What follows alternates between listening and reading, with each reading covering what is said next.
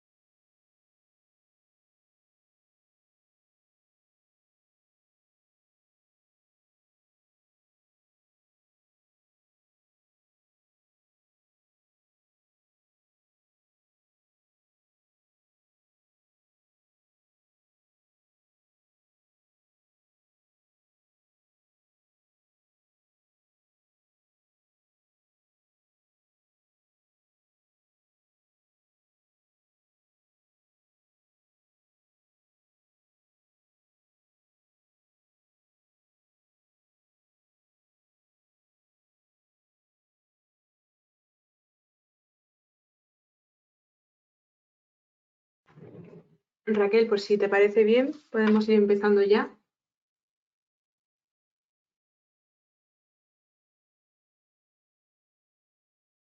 Muchísimas gracias, Silvia. Buenas tardes a todos. Muchísimas gracias por asistir a esta webinar en la que la hemos denominado las novedades de la reforma de la ley concursal, pero desde el punto de vista del empresario. Quiero mencionar en primer lugar pues que, como todo el mundo habrá oído ya en los medios de comunicación, el día 26 de este mes, de septiembre, entró en vigor una reforma profunda de la ley concursal, y esta ponencia o esta charla que quiero mantener con todos ustedes, queremos huir un poco del tecnicismo y de los términos jurídicos y del procedimiento, que eso interesa principalmente a los abogados y a los profesionales que nos dedicamos a ello. Pero queríamos dar una visión de esta reforma un poquito más práctica, teniendo en cuenta que estamos ante un tema un tanto tedioso y que solamente a veces nos interesa a los profesionales del derecho, pero que tiene una vertiente eminentemente práctica porque todo el mundo estamos en el mundo de la empresa. Incluso estas reformas, si bien lo que hoy vamos a tratar no afectará de lleno a las personas físicas que no sean empresarios, también la reforma de la ley concursal que ha entrado en vigor afectará a cualquier persona física, sea o no sea empresario. Lo que vamos a ver hoy, sin perjuicio de poder organizar alguna otra sesión si el interés así lo existe, vamos a tratar lo que realmente estamos preveyendo los profesionales que nos vamos a encontrar a corto plazo, y son procedimientos preconcursales. La nueva ley solamente se aplicará a los concursos que se empiecen a declarar a partir de ahora, si bien se han establecido unas disposiciones transitorias que afectará a concursos que ya estén en vigor. pero creemos que el interés no será tanto para aquellas personas o empresas que estén en concursos de acreedores, que sus abogados que les lleve el procedimiento ya le informarán, sino para aquellos que están en una situación bien de insolvencia cercana o bien de insolvencia probable, como luego diré, y que empecemos a acostumbrarnos y a educarnos con algunos términos que son novedosos y que vamos a poder a vivir y a escuchar a corto plazo de ahora en adelante. Un momento. Vale. Esta reforma, que entra en vigor en el 2022, viene propiciada por la transposición de una directiva comunitaria que se tenía del año 2019. Esto quiere decir que ya el Estado español iba con un poquito de retraso en esta transposición de normativa concursal y de insolvencia de las personas físicas. El año pasado ya hubo también una modificación grande de la ley concursal en la que se unía todas las modificaciones que había habido en un solo texto, que se llama el texto refundido de la ley concursal, y ahora se vuelve a hacer otra modificación profunda. Y en la exposición de motivos no quita que esta ley ha sido objeto de muchísimas modificaciones porque ninguna al final consigue lo que se pretende y lo que de una forma muy bonita se establece en la exposición de motivos. Yo resumo que esta reforma tiene dos objetivos. Busca, por un lado, facilitar la viabilidad de la empresa. Para ello, lo que se pretende es que haya una mínima intervención judicial y también que el empresario, tanto cuando hable a continuación durante toda la ponencia de empresario, entiéndase personas físicas o personas jurídicas, todo aquel que ejerza una actividad empresarial, por lo tanto también podría ser un autónomo. Y que también ese empresario se adelante a la toma de decisiones. Y si en caso de que la empresa no sea viable, pues que se establezca un procedimiento de liquidación que al final lo que se va a redundar es en un mayor beneficio de los acreedores, porque una liquidación temprana se conseguirá una venta de los elementos que componen una empresa con mayor rapidez y, por tanto, con mayor satisfacción y con mayor valor. Por lo tanto, si ponemos estos dos focos, estos dos objetivos como el foco de entender las modificaciones, pues entenderemos el razonamiento de algunas de las cosas que se han incorporado en el ordenamiento jurídico y otra cosa será que se consiga o no se consiga. Pero solamente cuando hablamos de rapidez, viabilidad, etcétera, durante la voluntad que tiene el legislador para que los concursos no se eternicen, es porque, como ponemos aquí, desde el auto de declaración de concurso al auto de conclusión, en datos de la memoria del Consejo del año 2021, se están tardando 7,5 años. Incluso en algunos casos dura el procedimiento 9,5 años. Esto quiere decir que desde que dicta el auto de declaración de concurso hasta que se concluye, bien por convenio o bien por liquidación, están pasando unos plazos extremadamente largos. Además, en la fase de liquidación, que normalmente se hace a la finalización de la fase común, y esto ya son terminologías técnicas, pero que es imposible no utilizarlas para poderlo explicar, se está tardando 3,7 años en los concursos abreviados y 6,3 años en los concursos ordinarios. Esto quiere decir que son unos plazos inmensos para llegar a tener al final una satisfacción de los acreedores y al final para todo el mundo ya sabemos que cuando alguien está en concurso al final el crédito ordinario no cobrará absolutamente nada. Si eso lo transponemos a lo que viene la ley no dice que un concurso tiene que durar 9 años y medio. La ley, por ejemplo, la liquidación, la última reforma se estableció que tenía que durar 1 año. Bueno, pues realmente luego la práctica nos está demostrando que están pasando los plazos y ahora explicaré por qué. Además, en este cuadro hemos incorporado las empresas que ya van a concurso sabiendo que no tienen ninguna viabilidad. Y por lo que podemos comprobar, cada año son más las empresas las que presentan el concurso y de forma simultánea a la presentación del concurso o bien muy cerca de que se dicte el auto de declaración de concurso, que dependiendo de los partidos judiciales podríamos tener de 2 a 3 meses de que tú presentas el concurso. Excepcionalmente, algunos juzgados sí que adelantan muchísimo el plazo de la autodeclaración de concurso. Tenemos que casi el 50,3% de las empresas que en el 2021, año pospandemia, se solicitaron el concurso, casi el 50% de ellas ya van a liquidación directamente. Y luego, finalmente, todas aquellas empresas que presentan concurso y que incluso pasan todas sus fases, van a convenio y intentan ir a convenio, pues más del 90% de las empresas que van a concurso al final van a liquidación. Esto, al final, lo que nos lleva es que la mayoría de las empresas que llegan a concurso llegan en una situación crítica, que hay que adelantar la toma de decisiones. Eso es muy fácil cuando estamos desde fuera, pero siempre el empresario es el último, el que más se resiste a entender que su empresa tiene que ir a concurso y entonces toma las decisiones demasiado tarde. Y encima, cuando ya llegamos a concurso, a veces no hay unos planes de viabilidad bien, o bien nos metemos a un concurso con la estigmatización que se produce en el mundo empresarial y económico de una empresa en concurso, y por tanto nos vamos a liquidación muy tarde, cuando al final, en vez de liquidar bienes productivos, estamos liquidando chatarra. Y hay veces que yo digo en el ejercicio diario de esta profesión que generamos un concurso de un concurso.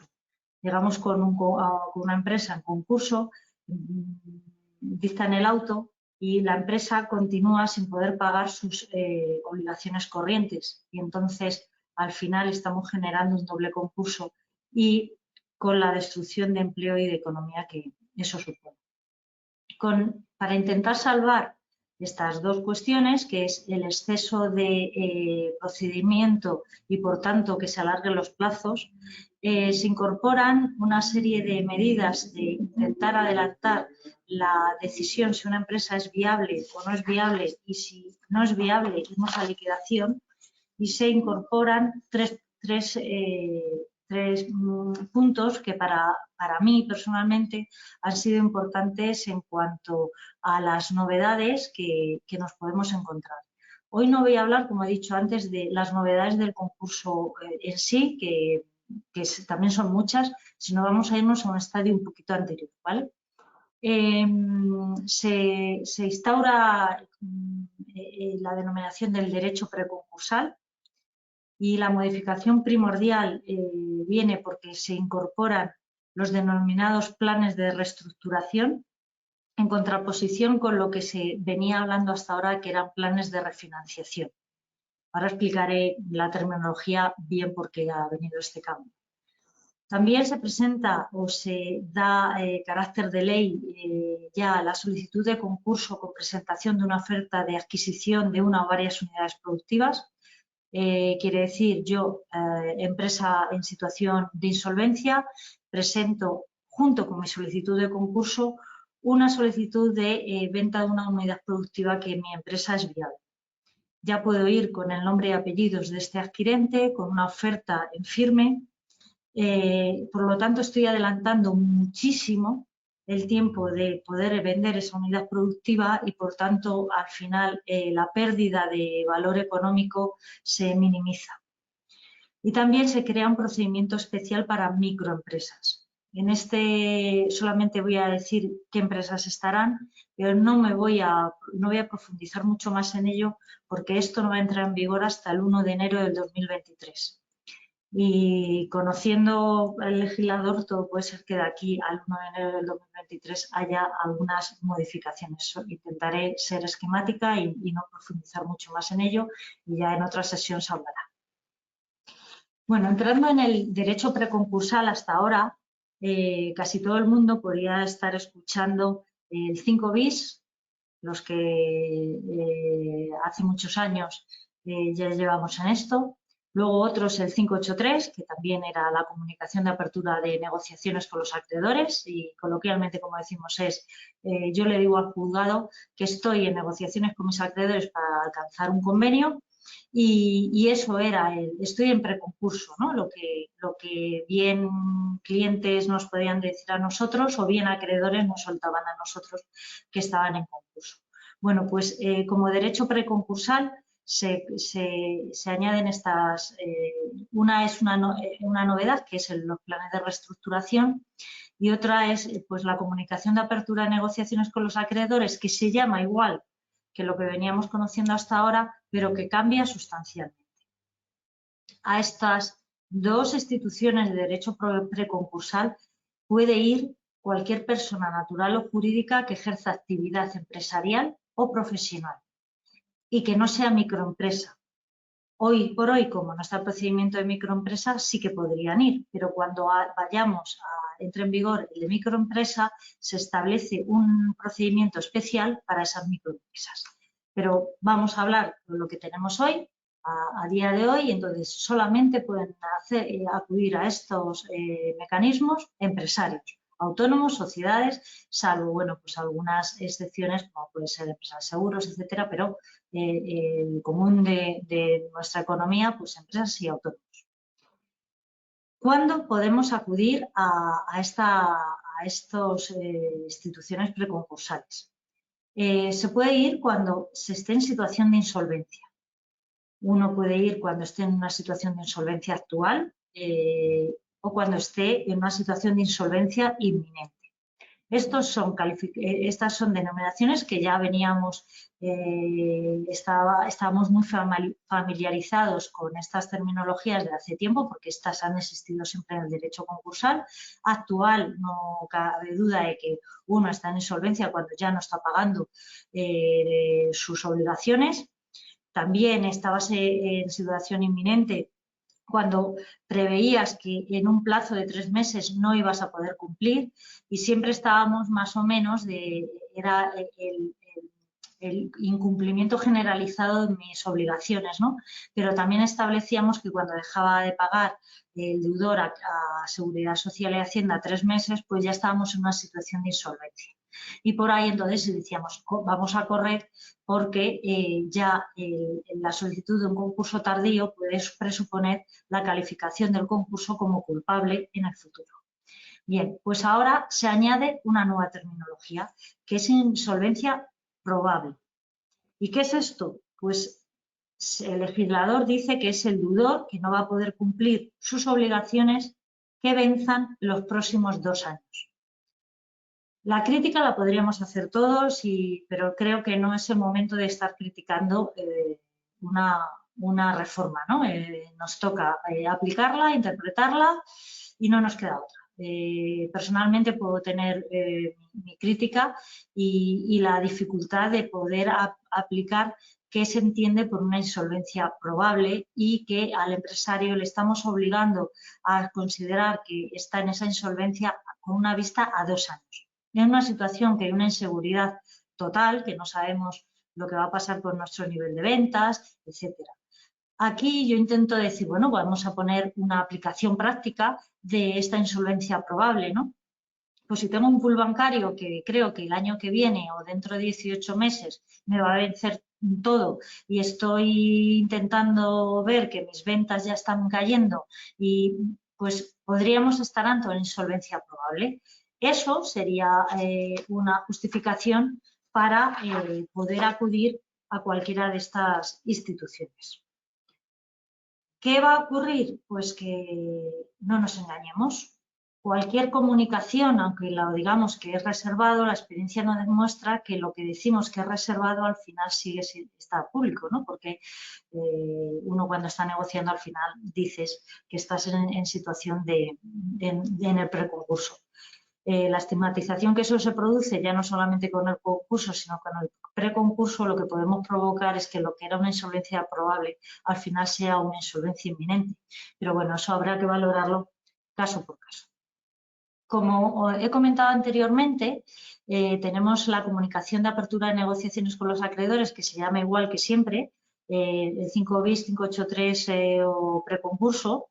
Lo que pasa es que lo que antes tardábamos los profesionales del derecho en hacer un escrito comunicando al juzgado en una hoja que tardábamos 10 minutos en poner los datos y ya está, porque esa comunicación no nos exigía ni acreditar que estábamos negociando, ni acreditar que estábamos en solvencia, y muchas veces se hace con una medida de precaución. Es decir, mira, este mecanismo lo tenemos que meter rápido para evitar, primero, que me metan, y perdonar un poco los términos, que me metan el concurso necesario, es decir, que un acreedor considere que estoy en concurso y se adelante y me meta el concurso necesario a mí, o bien que en el futuro no se considere que es un concurso tardío. Entonces metíamos esta mera comunicación y teníamos 3 meses para negociar. Bueno, pues ese procedimiento se había viciado por culpa de todo el mundo, se había viciado, y lo que pasaba es que al final nadie negociaba durante esos 3 meses y todo el mundo estaba muchísimo más tranquilo, porque ya sabíamos que encima si nos metían alguna demanda ya podríamos nosotros intentar suspenderla si era contra bienes necesarios. Bien, pues eso lo que nos ha provocado es que han cambiado totalmente y dicen, vale, pues ahora manteniendo el procedimiento y la denominación no lo vamos a llamar, lo llamamos igual, pero cambiamos totalmente. Entonces, ¿cómo vamos a tener que hacer ahora las comunicaciones? Bueno, pues es una comunicación al juzgado en el que vamos a tener que explicar absolutamente todo. Desde cuántos pasivos tenemos, la identidad de nuestros acreedores, qué activo tenemos, qué ejecuciones tenemos contra nuestro patrimonio, qué contratos son esenciales, qué bienes son esenciales para nuestra actividad, con qué acreedores tengo que negociar, con qué acreedores estoy negociando ahora mismo. Es decir, tengo que dar toda la información al juzgado para demostrar que, si bien no es necesario que yo ya haya empezado a negociar con acreedores, sí que diga con qué acreedores me veo obligado a negociar a corto plazo. Si tengo todo el pool bancario, pues tendré que poner todo mi pool bancario diciendo que con todos estos acreedores financieros tendré que negociar. Si tengo ejecuciones, tendré que decir qué ejecuciones son las que tengo, y además podré pedir que se suspendan aquellas que son necesarias. Por lo tanto, si no decimos la verdad o mentimos en esa comunicación y no estamos informando bien al juzgado, luego todo esto y al final vamos a concurso, no habremos dado una información veraz al juzgado y, por tanto, esto se podrá volver en nuestra contra. ¿Esto qué significa? Pues que si somos los deudores, nos exigen que tenemos que ser extremadamente ordenados y tener una contabilidad impoluta para que podamos trabajar todos con mucha rapidez, que tengamos una lista de acreedores, que no tengamos que estar depurando las listas de acreedores en el último momento, y que tenemos que intentar ser muchísimo más profesional. En cuanto si somos asesores, pues en esto lo que nos lleva es que lo que antes estábamos trabajando mucho más en la presentación de un concurso, pues ahora nos toca trabajar y adelantar mucho trabajo del concurso al preconcurso. Y si somos acreedores, pues nos encontraremos que pediremos que en esa solicitud ya podremos ver mucho cuando vengan a negociar con nosotros, si le pidamos esa comunicación, ver un poco el nivel de empresa y cómo se encuentra. No cabe duda que ahora mismo no servía para nada, porque es un escrito que es un formulario que tenemos y ya está, y por tanto ahora todo esto cambia. En cuanto a los efectos de la comunicación de la apertura con los acreedores, no cambia tanto, pero sí que lo quiero poner aquí porque hay un gran desconocimiento o bien un malentendido, a veces intencionado, y a veces pues, entiendo que la desesperación de la situación conlleva a creer que el preconcurso es el concurso. No, el preconcurso no es nada más que lo que he dicho: comunicar al juzgado que estamos negociando, que se abre un periodo en el que no van a podernos meter el concurso necesario y que, bueno, hemos demostrado que nos hemos adelantado a la toma de una decisión. Pero la empresa continúa en su actividad normal. no viene ningún administrador concursal. Estamos obligados a pagar los créditos normales, los que venzan durante ese tiempo. Estamos obligados a cumplir las obligaciones con Seguridad Social y Hacienda. Estamos obligados a pagar Seguridad Social y Hacienda. Ahora bien, también es verdad que entendemos que si abrimos un periodo de 3 meses, que esto no ha cambiado, los 3 meses que tiene que durar el proceso de comunicación, y sigue todo igual, pues poco va a servir. Bueno, pues los créditos a plazo pues continúan y no se podrán resolver anticipadamente. Es cierto que los contratos eran nulas aquellas cláusulas que venían que se podía resolver si la empresa entraba en concurso, pero muchos de ellos no se preveía que se podría resolver si había insolvencia y la empresa hubiese comunicado la apertura de negociaciones. Como yo personalmente no he vivido nunca ningún caso así, no ha habido ninguna resolución de caso así, pero podría darse que alguien haya resuelto sencillamente porque estábamos en preconcurso, la ley establece que continuarán vigentes y no habrá un vencimiento anticipado. Si tenemos los contratos avalados por terceros, las garantías con esos terceros están vigentes y podrán ejecutarse. Y aquí se mete, salvo que sea una garantía otorgada por una empresa del grupo, y si ejecutamos la garantía, también la empresa del grupo puede ir a concurso. Los contratos continúan vigentes, como he comentado, los de plazo no me lo pueden resolver y los que son normales me los podrían resolver por incumplimiento. Es decir, si llevo 4 meses sin pagar el contrato de arrendamiento, me meto en preconcurso y sigo sin pagar, me podrán meter la demanda solicitando la resolución del contrato por incumplimiento. Y aquí la ley te mete una coletilla, salvo que sean bienes o servicios necesarios para la actividad de la compañía. Y aquí ya, pues ahí es el coladero. Si pongo el ejemplo del arrendamiento de local de negocio, pues el local de negocio es necesario y por tanto por ahí podré salvarme y cuando me metan la demanda, si viene la demanda, pues podré solicitar la suspensión de ese procedimiento. Si estamos en un leasing, un renting, pues nos pasará lo mismo. Por lo tanto, aquellos que sean bienes necesarios, pues en principio se quedarían suspendidas las resoluciones. Las ejecuciones singulares pasa lo mismo. Si tengo una ejecución de una demanda que me obligaba a pagar X dinero y entra en ejecución y me van a embargar el dinero que tengo en las cuentas, también se podría solicitar la suspensión porque el dinero es necesario, es un bien necesario para la actividad de la compañía y también se podría suspender. Las ejecuciones reales, es decir, hipotecas que tengamos sobre nuestros bienes, se suspenderán durante 3 meses. Y los acreedores públicos, Seguridad Social y Hacienda, no se suspenden. Es decir, en Seguridad Social y Hacienda van a continuar vigentes los procedimientos de ejecución y podrán embargar. Y esta es la tónica de toda la reforma que cada 2 por 3 te van a decir salvo créditos públicos. Mete la norma aquí una coletilla que es salvo en fase de realización o enajenación de ese plan de viabilidad. No entiendo yo qué es lo que quiere decir esta fase, porque estamos en comunicación, estamos todavía negociando. Nos falta saber qué es lo que pueden entender los tribunales, porque como digo, entró en vigor el día 26. Pero la experiencia me demuestra que poco van a suspender ejecuciones Seguridad Social y Hacienda si las deudas son antiguas. Por lo tanto, como resumen, podríamos, si somos acreedor, pues que normalmente si soy acreedor es porque he sido un proveedor de un bien necesario, ¿no? Y entonces sí que se me puede suspender durante ese tiempo.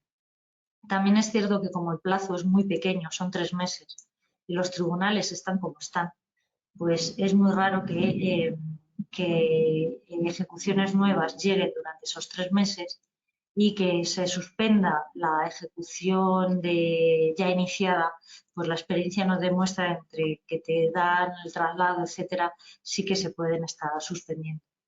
¿vale? Entonces, en principio, pues todos aquellos que sean bienes necesarios sí que se podría suspender.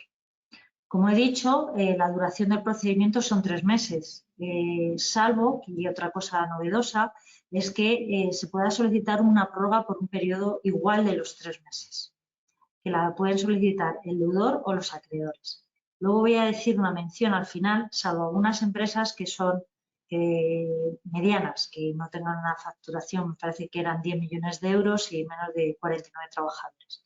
En principio, la posibilidad de prórroga también la podrían tener los acreedores. Esto antes no existía, quiere decirse que si yo soy un deudor y estoy a punto de negociar, pues lo que se quita, estoy a punto de llegar a un acuerdo, pero en cualquier momento considero que me va a ser muchísimo mejor ir a un concurso porque la casuística puede ser grandísima. Si hay un grupo de acreedores que sea significativo, podrán pedir al juzgado prórroguenos porque estamos a punto de llegar a un acuerdo. El plazo para presentar el concurso en ese caso es 1 mes y siempre que se encuentre en situación de una insolvencia actual. Es decir, si yo considero que no estoy en situación de insolvencia actual o inminente porque bueno, puedo todavía aguantar antes de llegar al concurso normal, pues yo debería presentar concurso a la finalización de 1 mes y si no me podría meter un concurso necesario. Si estoy en una insolvencia probable no estaría obligado a presentarlo y si estoy en una insolvencia inminente todavía tendría algo de margen para poder presentar. ¿Por qué? Porque si me mete en un concurso necesario, en principio no estaría en una situación de insolvencia actual y por tanto se archivaría. Pero también os digo que la experiencia nuestra es que cuando estamos en una comunicación, si no se ha conseguido ese acuerdo, siempre estamos ya en una situación de insolvencia actual. Como he dicho, se otorga una mayor participación a los acreedores para que se pueda presentar la prórroga de la comunicación, de la apertura de este procedimiento, de la comunicación de apertura de negociaciones, pero también si transcurrido 1 mes yo, deudor, quiero presentar un concurso, hago caso o no hago caso a los acreedores, podría presentar el concurso, bueno, pues un número significativo de acreedores podrían solicitar al juzgado que no se declare el auto declarando el concurso y que se prorrogue y que vuelva al momento de la comunicación de la negociación del plan de reestructuración. Por lo tanto, podríamos tener que haya un número de acreedores importantes que no les interese para nada llegar a un concurso y que sea mucho más interesante alcanzar un plan de reestructuración. ¿Y qué es un plan de reestructuración según la ley? Ahí he puesto la denominación, o sea, lo que dice la ley, que es el plan de reestructuración, que antes se llamaban planes de refinanciación y estaban principalmente, yo creo que es un nombre enfocado a la refinanciación del pasivo, y ahora lo que dice es muchísimo más amplio, es un plan que tenga por objeto la modificación de la composición, de las condiciones o de la estructura del activo y del pasivo del deudor o de sus fondos propios, incluidas las transmisiones de activos, unidades productivas o de la totalidad de la empresa en funcionamiento, así como cualquier cambio operativo necesario o una combinación de estos elementos. O sea, aquí nos habla que un plan de reestructuración puede abarcar a todo, puede abarcar a que también se nos modifique el activo, vendiendo unidades productivas que sean rentables frente a otras que no. Tocar totalmente el pasivo, ofreciéndoles quitas, esperas, garantías adicionales, cambiar a un préstamo financiero a un préstamo participativo, pero es que también podríamos tocar el capital. Podríamos hacer que algún acreedor entre en el capital de nuestra empresa y que al final, y luego explicaré, incluso los socios puedan perder parte de su participación en el capital porque entran los acreedores con compensaciones de crédito. Es decir, es muchísimo más ambicioso esta calificación, esta explicación de lo que es un plan de reestructuración. Otra cosa es lo que luego la realidad podamos tener, ¿no? Pero lo que pretende la ley es que se hagan planes de reestructuración que toquen íntegramente la vida de la sociedad o bien del autónomo empresario individual.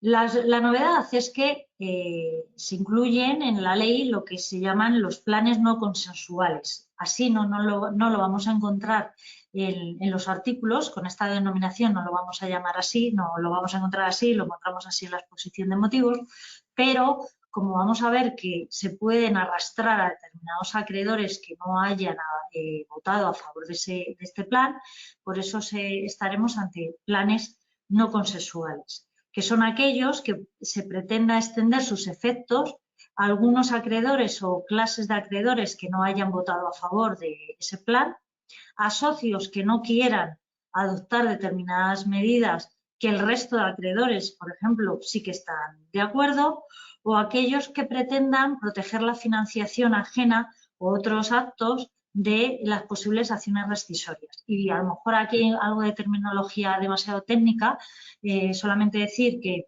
el riesgo que a veces tienen entidades financieras de otorgar contratos nuevos de reconfiguración de la deuda en momentos previos a solicitar el concurso es muy grande porque una vez que está en concurso se puede considerar que esos acreedores financieros o cualquier otro acreedor, pero normalmente son los financieros, que han dado una nueva financiación, han cogido unas garantías, han actuado en beneficio propio y han perjudicado al resto de acreedores. Y el concurso en sí es igualar a todos los acreedores que tengan la misma clasificación. Por lo tanto, si tenemos un crédito financiero, un préstamo sin garantía, tendrá la misma calificación que el proveedor que me ha vendido los folios. Por lo tanto, si el financiero llega y pide una garantía real, pues su privilegio va en detrimento del proveedor que me ha servido los folios. Por lo tanto, en concurso se podría rescindir esa garantía. Ese riesgo no lo quieren las entidades financieras y una de las posibilidades de salvar que en el futuro le anulen ese contrato es alcanzando un plan de reestructuración que luego pase por el juzgado. Otra de las novedades que tenemos ahora es que en los planes de reestructuración se habla de la creación de clases de créditos. Aquellos que estéis más acostumbrados a terminología concursal, en el concurso tenemos distintos tipos de crédito. De los créditos privilegiados, generales o especiales, ordinarios, subordinados y masa. Vale, ahora y en los planes de refinanciación no se hablaba nada de eso.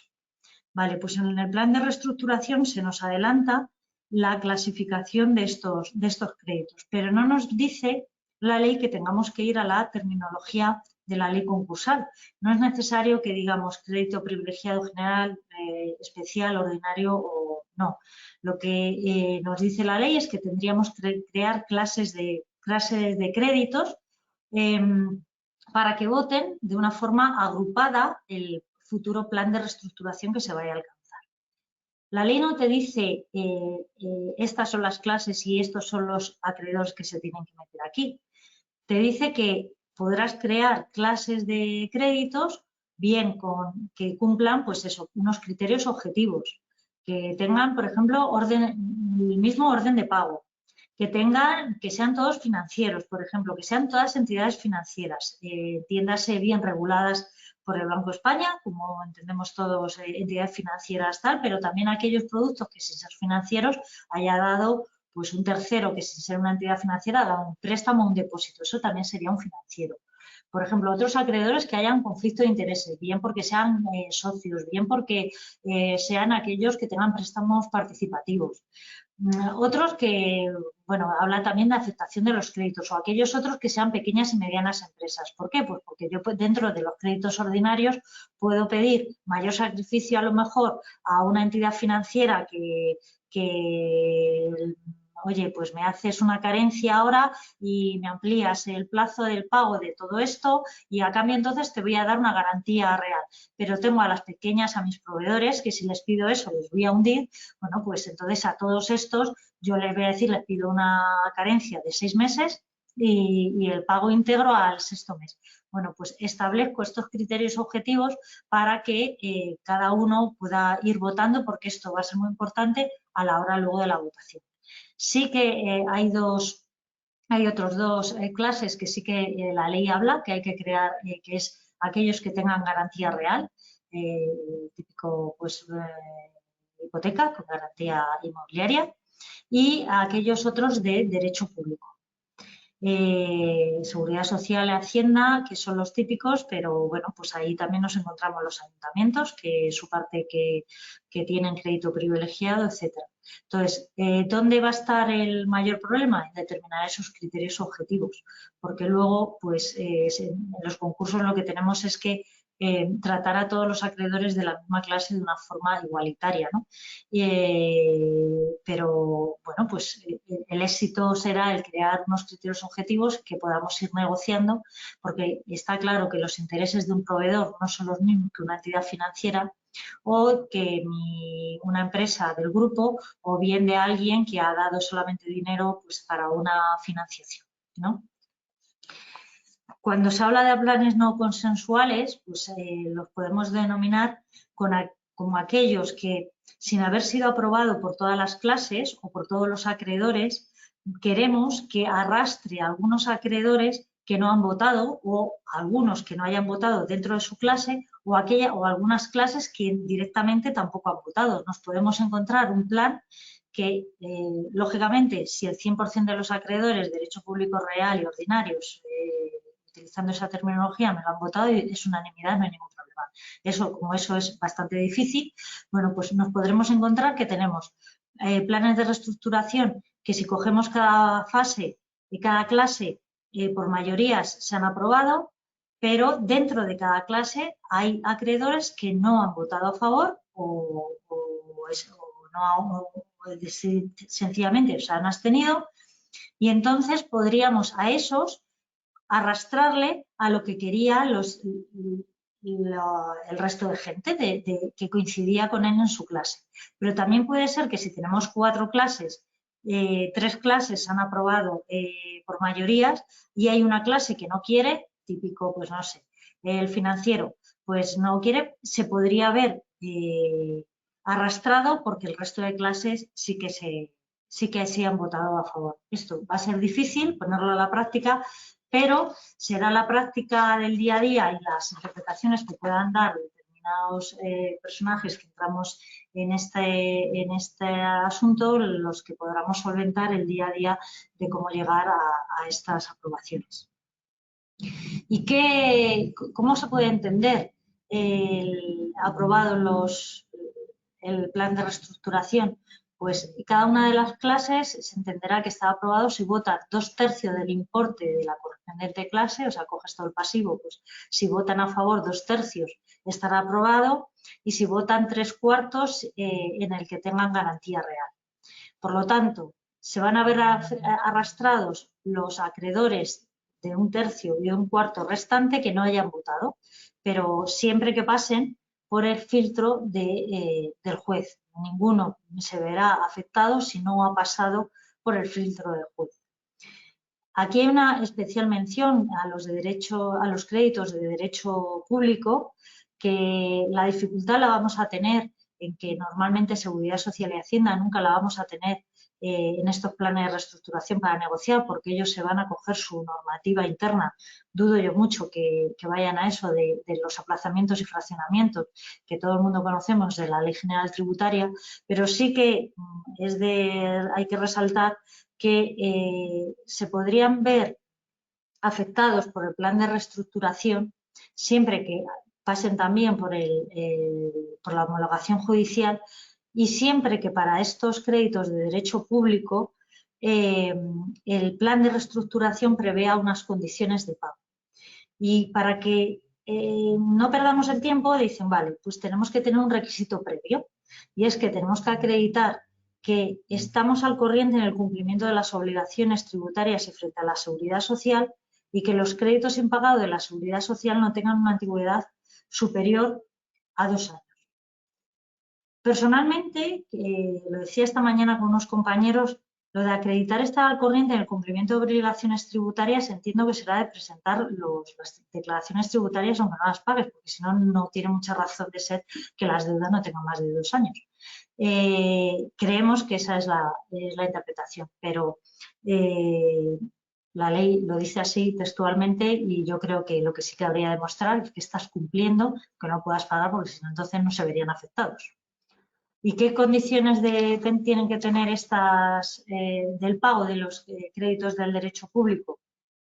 Pues no pueden tener ninguna quita, no pueden tener una modificación o extinción de garantías, entre otras también no puedes cambiar el deudor, es decir, yo no puedo decir que en vez de pagar yo pague mi vecino, puedo decir que ese tercero se constituya en garante mío, pero no cambiar la personalidad del obligado al pago, lo típico, o sea, y lo más significativo es que no puedo ofrecerles quitas a Seguridad Social y Hacienda.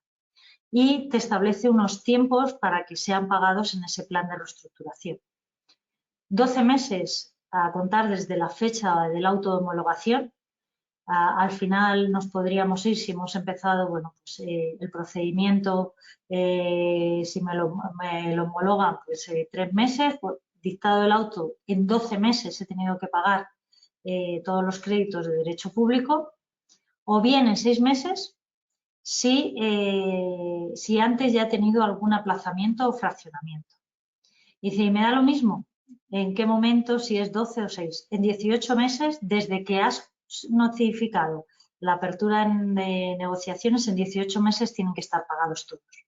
Por lo tanto, tú puedes alcanzar quitas, esperas con resto de acreedores a 24, a 2, a 3, a 4 años, pero sabemos que Seguridad Social y Hacienda, si queremos obligarles, tenemos que cumplir estos plazos. Si no, no podemos hacer nada más. Si al final el acuerdo, el plan de reestructuración ha sido aprobado por una mayoría, pues nos vamos a encontrar que hay que formalizarlo y hay que formalizarlo ante notario y con 2 certificaciones que luego voy a apuntar. Espero que no se me pase porque no quiero adelantar la creación de una nueva figura que es el experto en reestructuraciones. Bueno, pues, ¿cuándo vamos a ir a que nos homologuen un plan de reestructuración? Siempre tienen que ser aquellos que no están consensuados. Como he dicho, si hay unanimidad no es necesario, será un plan normal. Pero siempre que nos lo pida un grupo de acreedores, normalmente los financieros, si tenemos un pool bancario grande, nos van a pedir que vaya a homologación judicial para que se brinden sus nuevas operaciones. También si alguna clase no la ha aprobado o si hay algunos acreedores que no lo han aprobado. Siempre que queramos arrastrar, vamos a tener que ir a la homologación judicial de ese plan. Si alguna clase no lo ha aprobado, pues se podrá ver obligado, si lo han aceptado por una mayoría simple, siempre que se encuentre entre ellas una con privilegio especial o una con privilegio general. Es decir, si ha habido una mayoría simple de clases que han aprobado el plan y una de ellas es alguien que tenía una garantía real, el juez va a homologar ese acuerdo. Y por tanto se verán arrastrados todos. Y voy a entrar luego un poco porque si no nos ha votado alguien que tenga la clase de privilegio especial, lo que dice la ley es que habrá que determinar el valor de la empresa en funcionamiento. Tendremos que decir cuánto vale esa empresa que está en funcionamiento, tendremos que tirar de los economistas para que nos saquen cuánto vale esa empresa en funcionamiento, ver que si liquidamos la empresa en ese momento, cómo vamos a repartir el dinero. Nos está obligando el juez a hacer un examen de liquidación previo y ver si alguna clase de las que hubiesen recibido algo de dinero en esa liquidación hubiese votado, nos podrían aprobar. Esta situación la veo harto difícil que ocurra. Yo creo que lo que más nos vamos a encontrar van a ser mayorías de clases que sí que no lo han aceptado y que el juez se va a ver obligado a homologar siempre que haya una con privilegio especial o general. También tendremos que irnos a la homologación judicial si queremos resolver contratos, porque una de las condiciones que también podemos ver en un plan de reestructuración, como he dicho antes, puede tocar todo el activo, el pasivo y cualquier cosa que tengamos en la sociedad. Y por tanto, podemos encontrarnos que haya contratos que sean leoninos o demasiado onerosos o que sean innecesarios para la situación de la compañía actual y que sea necesario rescindirlos. Bueno, pues la rescisión sin causa en derecho no existe.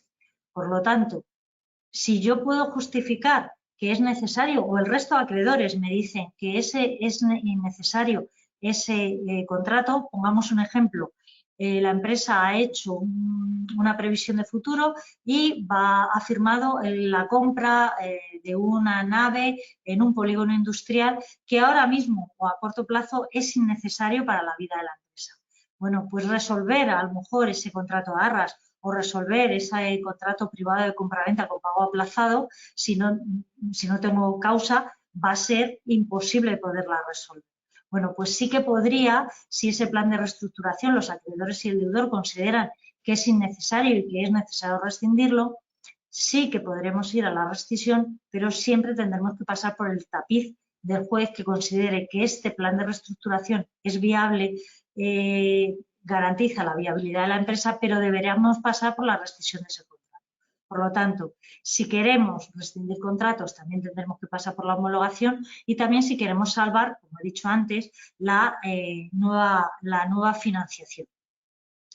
Siempre tenemos que tener el requisito de que estemos en insolvencia. No olvidemos que tenemos que estar en una insolvencia inminente, una insolvencia actual que con la firma del contrato del plan de reestructuración desaparezca. Si tenemos un concurso necesario encima de la mesa, ya no cabe el plan de reestructuración y entraría el concurso necesario, que es el que nos ha instado un acreedor. Además, el plan debe asegurar que se evita el concurso, que se prevea una viabilidad, es decir, el juez no va a decir, bueno, me han votado aquí todas las clases, estas clases, hay una mayoría simple y ya está. Hay otros requisitos que tenemos que demostrar al juez que se cumple.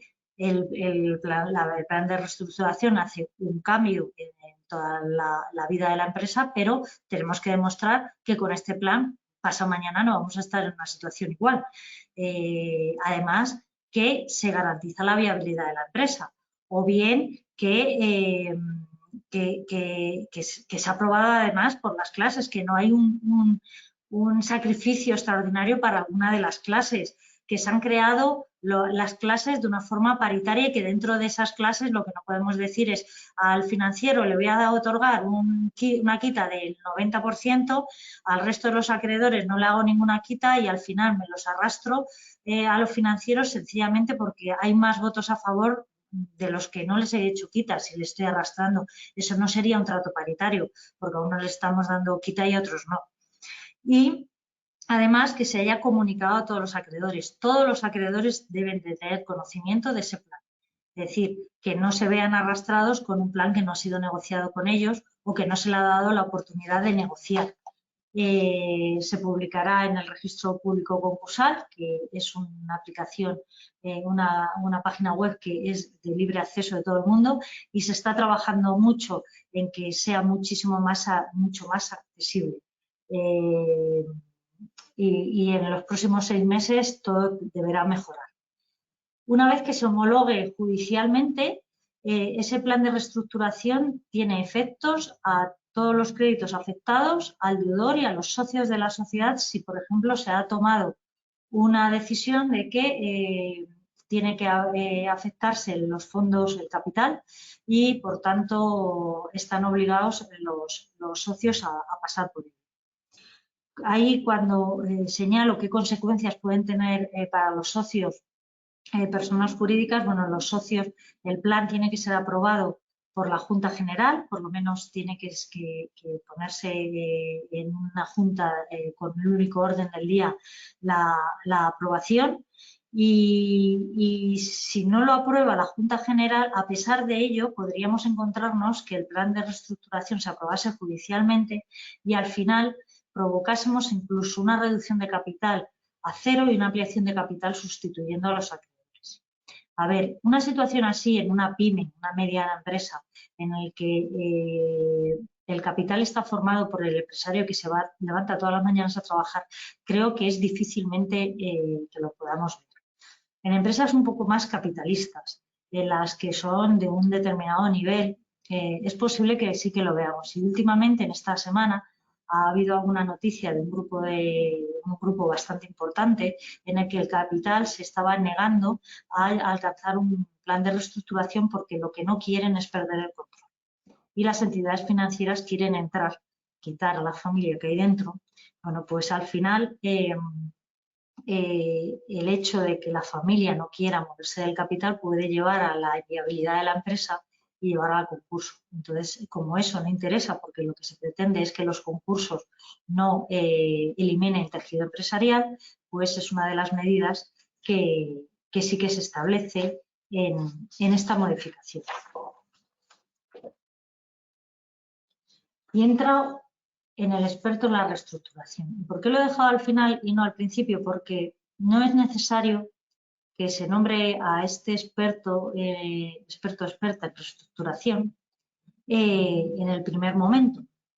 Esta es una figura nueva que no existía antes en la ley concursal. En la ley concursal todo el mundo conoce quién existía, que es el administrador concursal. Bueno, pues ahora aparece aquí una figura que es el experto en la reestructuración. Este experto en reestructuración aparece cuando se está negociando un plan de reestructuración. Y hago unas preguntas rápidas para que se pueda entender y es, bueno, ¿quién lo propone? ¿Lo puede proponer el deudor? Es decir, yo soy deudora y quiero hacer un plan de reestructuración y quiero obligar a determinada gente. Primero, quiero que me suspendan todas las ejecuciones. O además quiero un plan de reestructuración en el que arrastre a acreedores que ya me están diciendo que no me van a aceptar. Bueno, pues yo propongo, deudor, un experto en reestructuración.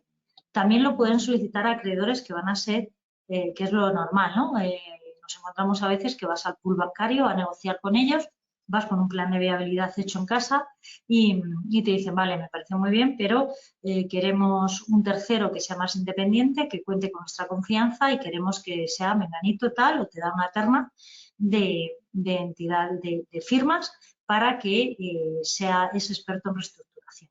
Bueno, pues que no puede ser cualquiera, debe ser alguien que tenga conocimientos especializados y que acredite, bueno, pues experiencia en este menester y que al final pueda cumplir más o menos los requisitos de un administrador concursal. Pues no se nos escapa que tengan conocimientos jurídicos o bien que tengan un equipo jurídico y económico detrás y que puedan demostrar que conocen la materia. ¿Quién no puede ser experto? Es decir, yo lo que no puedo llevar es a la empresa que me estaba asesorando a mí en esta negociación y decir que el experto en reestructuración sea esta empresa que tiene toda mi confianza. Tendrá mucha confianza, pero se supone que la independencia sí que no la tiene y es uno de los requisitos que tiene que tener. Entonces, no podrán ser aquellos que en los 2 últimos años hayan prestado servicios profesionales en el plan de negociaciones con el deudor o bien tenga una incompatibilidad igual que pueden tener los de auditoría. ¿Quién lo paga? Pues el que lo propone. Yo soy deudora, yo tengo que comprometerme a pagar. Si son los acreedores, se tienen que comprometer a pagar, sin perjuicio de que luego en el plan de reestructuración se establezcan otras cosas. Lo normal es que si al final se alcanza un acuerdo, en ese plan de reestructuración haya una coletilla que diga que los honorarios del experto en reestructuración los va a pagar el deudor. Pero al juzgado hay que decirle quién le tiene que pagar y en principio es el que lo propone. ¿Quién lo nombra? El juez, a solicitud de la persona que sea que pueda hacerlo, pues lo va a nombrar el juez. ¿Y puede ser sustituido? Pues sí, siempre que lo solicite el 50% del pasivo. También es posible que no estén de acuerdo con el que propone el deudor, que será a lo mejor lo normal, y que pueda haber una terna, que al final el juez diga, bueno, pues frente a una terna yo elegiré porque no me dan la suficiente confianza estos propuestos. Este experto en reestructuraciones, pues lo normal es que participe con el equipo económico y jurídico del deudor en esas negociaciones. Es él el que va a supervisar que la creación de las clases sean de acuerdo. También es cierto que si hubiese discrepancia en la creación de las fases, se podría solicitar al juez que diga si están bien formadas o no. Y que una vez que se formaliza ese plan de reestructuración, y a lo que he dicho antes, que ya estamos todos de acuerdo y vamos al notario a firmar el plan de reestructuración, si hay un experto de reestructuraciones, tiene que firmar él y hacer una certificación de que el plan de reestructuración se ha hecho bien. Si no existiese ese experto, porque no vamos a necesitarlo, pues habría que solicitar la certificación de un auditor. Es decir, la supervisión de ese plan bien la va a ver un auditor o bien la va a ver un experto en reestructuraciones. Se establece un régimen especial de estos planes de reestructuración para empresas medianas.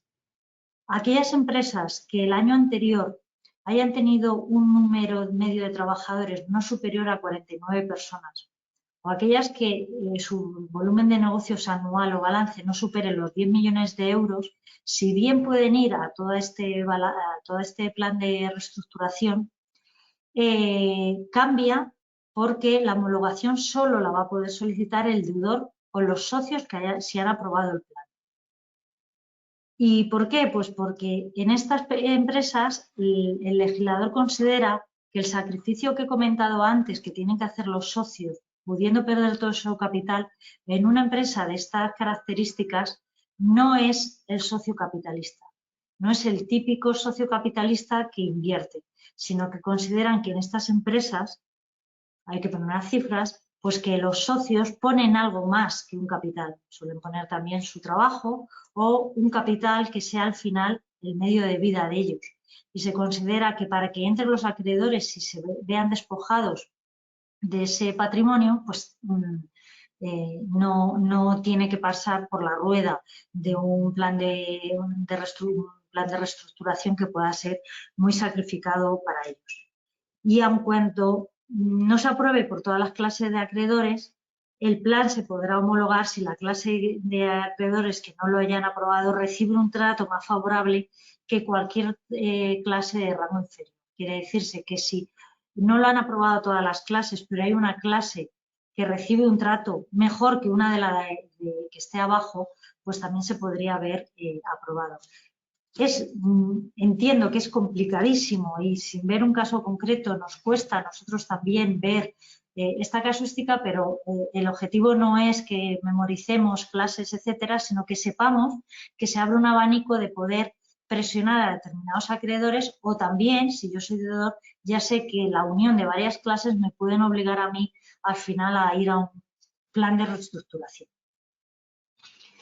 Aquí entro, ya estamos en una fase posterior y es, bueno, ya estoy en concurso, no he podido salvar con un plan de reestructuración o no he comunicado ni que empiezo a negociar con los acreedores. Venga, ya estoy en concurso.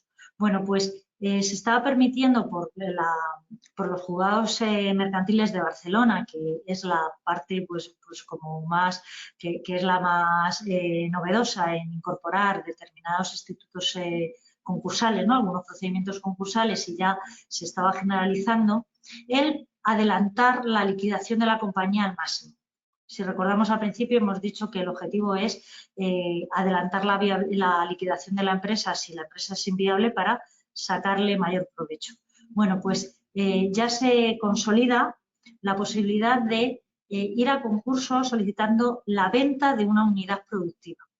Es decir, yo tengo, puede ser toda la empresa o puede ser una línea, una rama. Si yo tengo, por ejemplo, soy una empresa constructora y tengo mi unidad de negocio de venta de residencial y tengo también la de venta de naves industriales y la de residencial es inviable, pero la de venta de naves industriales es viable y es rentable, yo puedo vender esa rama, irme al concurso de liquidación con el resto, que no se va a sacar nada, y decir, bueno, como todos sabemos, la unidad productiva tiene que estar formada por activo y por pasivo. Tiene que ser una entidad con suficiente cuerpo para que se traspasen activos pasivos, trabajadores, y no olvidemos que aquí habrá una sucesión de empresas de efectos laborales sobre aquellos trabajadores que van unidos a esa unidad productiva a efectos de seguridad social. Bueno, pues esto se permite que yo cuando vaya a presentar concurso lleve ya la empresa que quiere comprarme y se hace la oferta, se acompaña en la misma solicitud de concurso y se establece una novedad que es que esa empresa que yo llevo de mi mano, primero no tiene que ser la del propio deudor, aunque yo no lo he visto expresamente, yo considero que tampoco debería ser una sociedad o una persona vinculada con el deudor, lógicamente que no sean socios, que no sean, etcétera. Bueno, aquí la trampa la pueden hacer, pero bueno, en general no deben de tener ninguna vinculación con el deudor y además expresamente se debe decir que se comprometen a mantener la actividad de esa unidad productiva durante 3 años. Y si no se mantiene la unidad productiva, el funcionamiento de esa unidad productiva durante 3 años, podrán pagar la indemnización de daños y perjuicios. Aquí se abre otra figura que es el experto que recabe ofertas de terceros para la adquisición de unidades productivas. Aquí podremos solicitar del juez que nos nombre a uno para que recabe ofertas. No sé yo si esto tendrá mucha aplicación práctica o no, porque el que mejor conoce una empresa y el que mejor sabe cómo la puede saber si en el sector puede haber alguien interesado es el propio empresario. Pero, bueno, y que ya él se encarga con toda la gente que podemos estar a su alrededor, de poder buscar a alguien que compre la empresa. Pero bueno, puede darse, ¿no? Y la ley lo prevé así y no hay nada más que decir. También puede ser entonces que si yo no he llevado a esa persona de la mano de que quiera comprar la unidad productiva o bien toda la empresa, pues al final venga otro, bien conseguido por el experto en adquisición de unidades productivas, que venga otro. Bueno, pues en ese caso, no sé por qué, aquí la obligación de mantener la actividad de la actividad en vez de 3 años son 2. La aplicación, no lo sé. Sencillamente, no sé si es uno porque va antes, no he llegado a entender esta diferencia de tiempo, ¿vale? Aunque parezca difícil, lo hay. Muy poquitas veces se ven ventas de unidades productivas, pero lógicamente porque también estamos muy acostumbrados a ver ventas de unidades productivas en momentos ya de una liquidación total y ahí ya no queda ni unidad productiva, ni quedan trabajadores, ni queda nada. Si adelantamos, pues conseguiremos que, por ejemplo, determinados contratos se puedan ir con esa unidad productiva, contratos de clientes se puedan ir por ahí, al final pagarán algo que irá a la masa, con eso se pagará al resto de acreedores y, sobre todo, una de las obsesiones que tiene la modificación es que no se destruya empleo y no se destruya tejido empresarial. Se ha establecido un procedimiento especial de concursos para micropymes, microempresas lo llaman, ¿vale? Y, como he dicho al principio, empieza en vigor el 1 de enero del 2023. Va para aquellas empresas que tengan menos de 10 trabajadores, que el volumen de negocio sea inferior a 700.000 euros o un pasivo inferior a 350.000, ¿vale? Esto es una microempresa, es una pyme. Bueno, pues estas empresas tendrán su procedimiento especial de concurso, tendrán su procedimiento especial de comunicación de negociaciones, pero como he dicho, yo creo que se creará otra sesión para que podamos ver este tema. Porque a todo esto lo que la normativa pretende es que se agilice, además de cortando muchísimo los plazos, porque luego en el concurso, donde antes te daban 10 días para decir algo, ahora son 5, y en otros que son 5 ahora te dan 3, y todo corre mucho. Para los profesionales y para el administrador concursal. Si los juzgados siguen saturados, pues pasará lo que pasa, con lo que viene, pues seguirán igual de saturados y por tanto, pues no funcionará la liquidación como pretende la normativa. Pero lo que también quieren es que se agilice en términos informáticos. Pues las comunicaciones se quieren que se hagan todas online, que se hagan unos esquemas ya y unos modelos para solicitar el concurso de tal manera que todo el mundo pues no se pierda tiempo en ver cómo cada uno redactamos al final lo mismo. Se quieren establecer algunos modelos, algunos formularios y algunos mecanismos para valorar también la solvencia de tu propia empresa. Para todos esos mecanismos, el Gobierno o el legislador ha establecido un periodo de 6 meses que se tienen que poner todas esas herramientas en marcha. La experiencia de muchos años ya es que los 6 meses normalmente no se cumplen y ya estaremos hablando al año que viene. Pero bueno, de todas formas os mantendremos informados de todas estas novedades. Como conclusiones, si me permitís, es para mí, para tener un éxito en un proceso, tanto si somos acreedores como si somos deudores, es que hay que anticiparse a la toma de decisiones.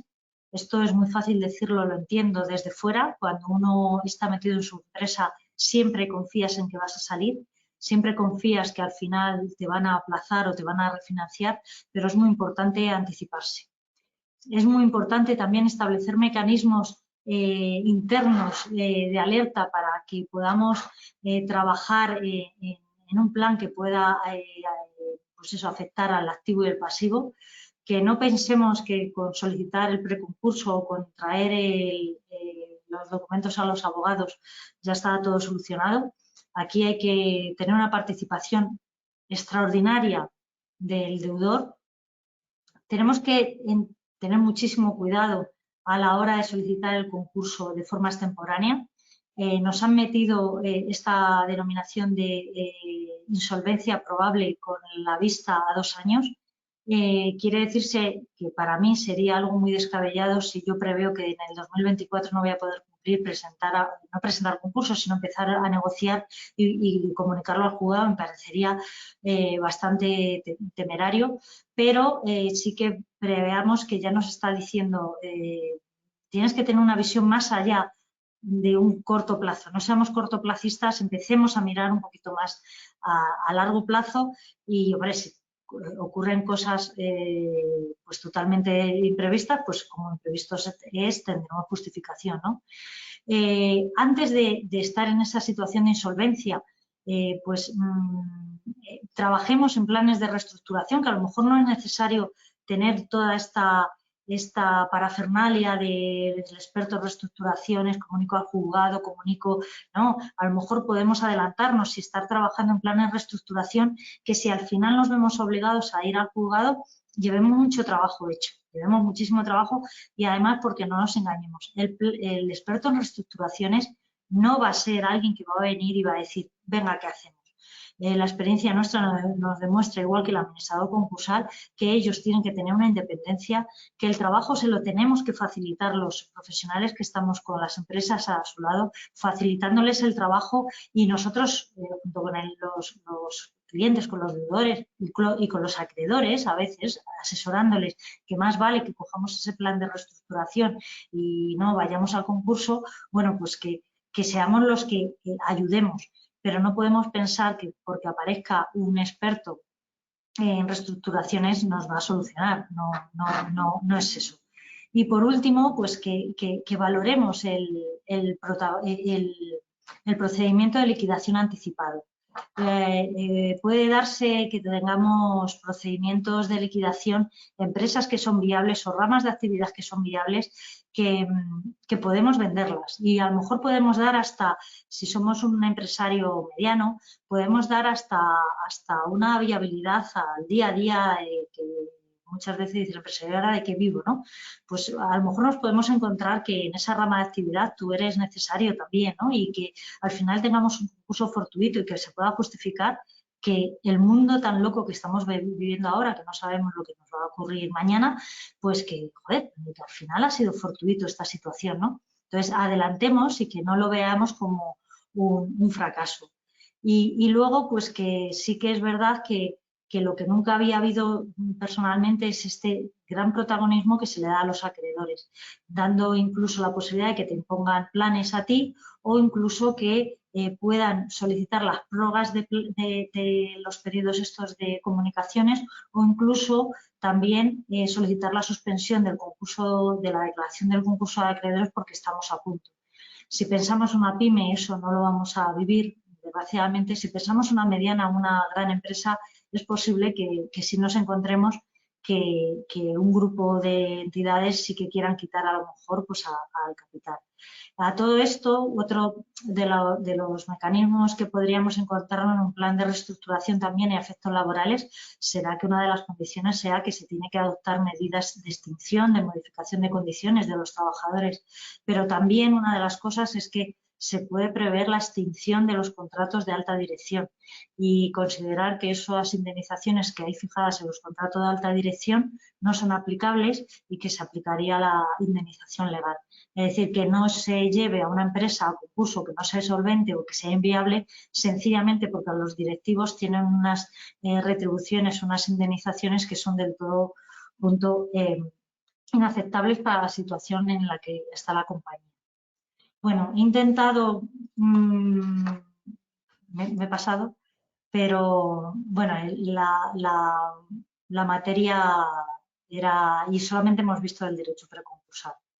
Espero que no haya sido demasiado tedioso y si tenéis alguna pregunta, pues aquí estoy. Si no, muchos de vosotros me conocéis y creo que a veces las preguntas en el tú a tú son muchísimo más fáciles o bien mandáis correo y aunque no os conozcamos y os responderemos encantados.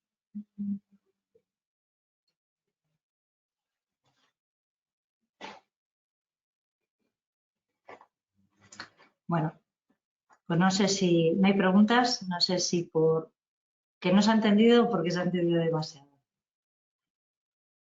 Vale. Mira, mi correo es raquelfernandez@eurolegis, perdonad, abogadosce.es. raquelfernandez@abogadosce.es. Esto de tener distintos correos es lo que tiene. De todas formas, desde la forma en la que os habéis apuntado a la webinar, os podrán dar ahí toda la información. Mi compañera Silvia os mandará luego un enlace, etcétera. Entonces, por ahí podéis hacernos las preguntas que consideréis. Pues nada, muchísimas gracias por vuestra atención, por mantener la atención en un tema así, ¿vale? Gracias.